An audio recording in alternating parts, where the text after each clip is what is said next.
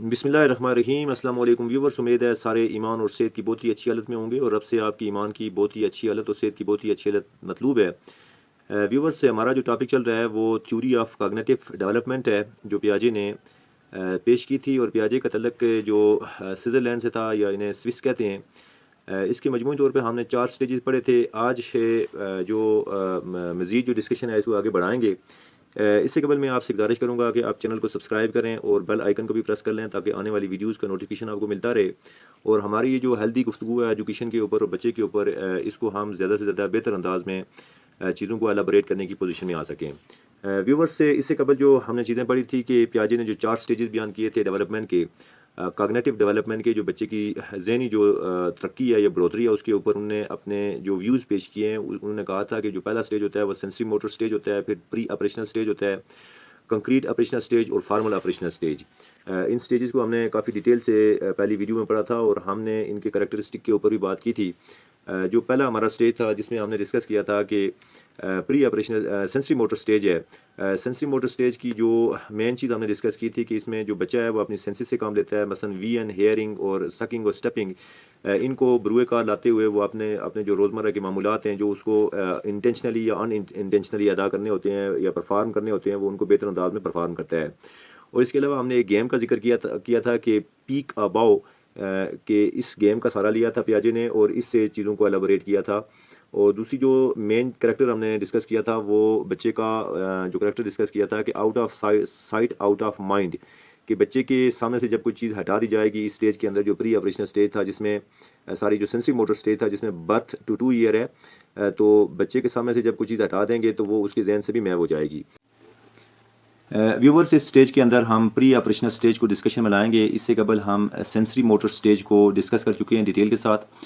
और जो pre operational stage के जो करैक्टरिस्टिक है जिसको बहुत ज़्यादा स्ट्रेस कर रहा है पियाजे, उनको हम देखेंगे कि वो कौन से करैक्टर हैं, वो कौन से वाइटल चीज़ें उसने डिस्कस की हैं जो बच्चे में पाई जाती हैं, ताकि हम इस स्टेज के जो बच्चे हैं उनको बेहतर अंदाज में समझ सकें।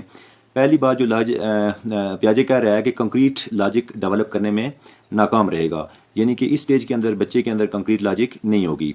इंफॉर्मेशन एंड मैनिपुलेशन, ये इंफॉर्मेशन तो बच्चा गैदर करेगा लेकिन उसको मैनिपुलेट करने में वो नाकाम रहेगा।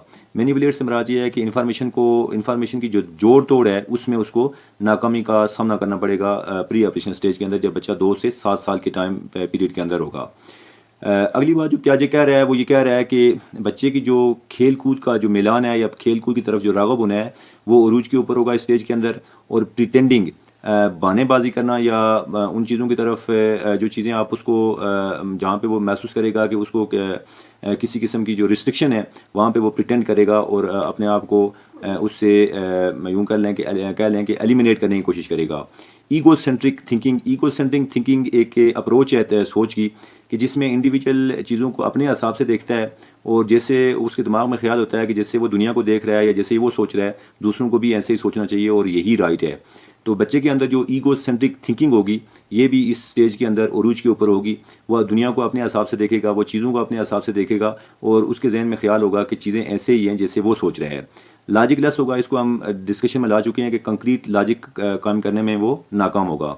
अगली जो 3 चीज़ें मैं आपसे डिस्कस करूँगा, तीन मखसूस किस्म की टर्म्स हैं, उनको आप ज़रूर जहन में रखें। एक टर्म है एनिमिज़म और आर्टिफिशलिज़म और तीसरी टर्म है ट्रांसडक्टिव रीजनिंग।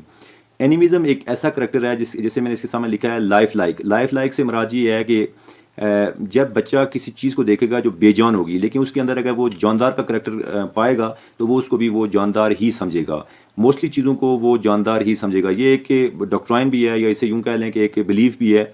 इसके ऊपर हम डिस्कस नहीं करेंगे, लेकिन जो पियाजे ने डिस्कस किया है कि एनिमिज़म एक ऐसा करैक्टर है बच्चे के अंदर पाया जाएगा कि वो चीज़ों को ज़िंदा तस्वर करेगा।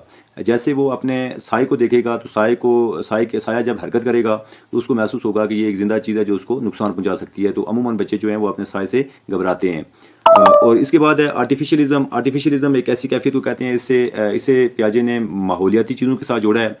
जैसे वो कह रहा है कि आप कमरे के अंदर हो, बच्चा भी कमरे के अंदर हो और बाहर तेज़ आवाज़ चल रही हो तो आप बच्चे से कहें कि बाहर कोई बड़ा जानवर है जो फूंके मार रहा है और फूंके मारने की वजह से بہت تیز ہوا ہو رہی ہے تو بچہ اس کو بلیو میں اس کے اوپر بلیو کر لے گا. اس کے علاوہ اگر آپ بچے سے کہیں گے کہ یہ جو وائٹ بادل ہیں اس کو وائٹ پینٹ کیا گیا ہے اور جو بلیک بادل ہیں ان کو بلیک پینٹ کیا گیا ہے تو اس کے اوپر بھی وہ بلیو کر لے گا. ٹرانسڈکٹیو ریزننگ یہ ہے کہ کاز اینڈ ایفیکٹ، ہر چیز کا جو آپ دیکھتے ہیں جو وقوع پذیر ہوتی ہے اس کا کوئی کاز ہوتا ہے اور اس کے ایفیکٹس ہوتے ہیں. کاز اور ایفیکٹس کو ڈسٹنکشن کرنے میں بچہ ناکام رہے گا. ڈیڈکٹیو اینڈ انڈکٹیو ریزننگ، مثلاً general to specific and specific to general, یہ جو دو اپروچز ہیں ان کو وہ بھی سمجھنے میں ناکام رہے گا. اور انٹیوٹیو ریزننگ یا انٹیوٹیو تھاٹ سمجھ لیں. انٹیوٹیو تھاٹ وہ قائم تو ضرور کرے گا، اس کے اندر تھنکنگ آئے گی، جو ایبسٹریکٹ تھنکنگ آئے گی ضرور، وہ اپنے حساب سے چیزوں کو سوچے گا لیکن وداؤٹ ریزننگ، اس کا کوئی ریزن نہیں ہوگا، یا اگر وہ ریزن بنائے گا بھی اپنے ذہن کے اندر تو وہ سالڈ ریزن نہیں ہوگا. اس کے بعد جو اگلی چیز ہے وہ ہے سینٹریشن. سینٹریشن مین ون کریکٹر فوکسنگ. یہ ایک ایسی اپروچ ہے کہ جس میں بچہ جب آپ اس کو دو چیزیں ملا کے پڑھائیں گے تو جب دوسری چیز کی طرف جائے گا تو پہلی چیز کو بھول جائے گا، اور جب تین چیزیں ملا کے پڑھائیں گے تو پہلی دونوں اس کے دماغ سے محو ہو جائیں گی. اس کی مثال یوں سمجھ لیں، کامن آپ ایکسپیرینس کر کے دیکھ لیں، 100% نہ صحیح کہیں آپ کو یہ چیزیں آپ کے اس میں آئیں گی ایکسپیرینس میں، کہ ایک بچے سے کہیں کہ بچے آپ کو چپس پسند ہے یا ماما، تو وہ کہے گا کہ ماما. اب اسی جملے کو چینج کر لیں کہ آپ کو ماما پسند ہے یا چپس، تو وہ کہے گا چپس.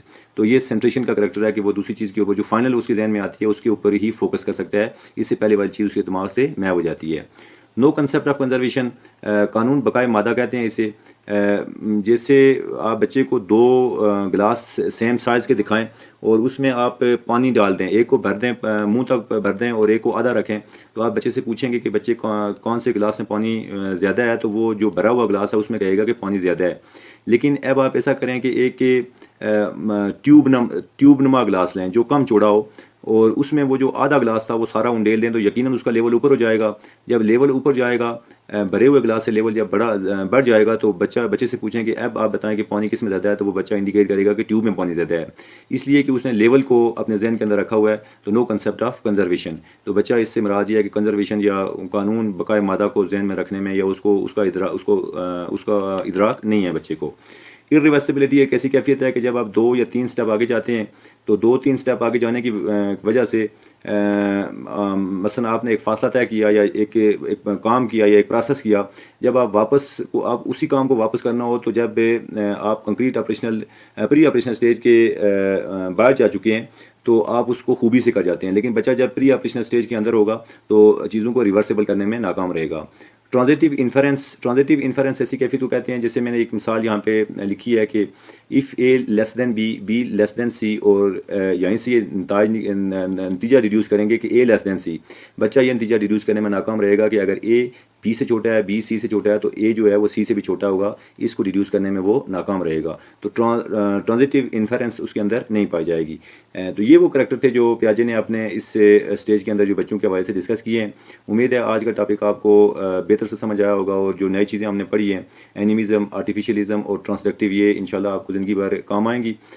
اس ویڈیو کی طوالت کو بچانے کے لیے ہم آج کی ویڈیو کو یہیں پہ کلوز کرتے ہیں، اور اس کے بعد جو اگلی ویڈیو کے اندر ہم انشاءاللہ کنکریٹ آپریشنل اسٹیج اور فارمل آپریشنل اسٹیج کو ڈسکشن میں لائیں گے، جو پیاجے نے ان کے اوپر بھی بہت اسٹریس کیا ہوا ہے، اور وہ بھی خصوصاً اسکول گوئنگ بچوں کے لیے اور ان کے پیرنٹس کے لیے، والدین کے لیے اور ٹیچرز کے لیے جاننا بہت ضروری ہے کہ وہ ان چیزوں کا ادراک ہو کہ آپ کے جب بچے اسکول جا رہے ہیں تو ان میں کس قسم کی تبدیلیاں رونما ہوتی ہیں اور کون سی چیزیں وہ کر سکتے ہیں اور کون سی چیزیں نہیں کر سکتے ہیں. تو اس ویڈیو کو یہیں پہ کلوز کرتے ہوئے میں آپ سے اجازت چاہوں گا. آپ سب کی سماعتوں کا شکریہ.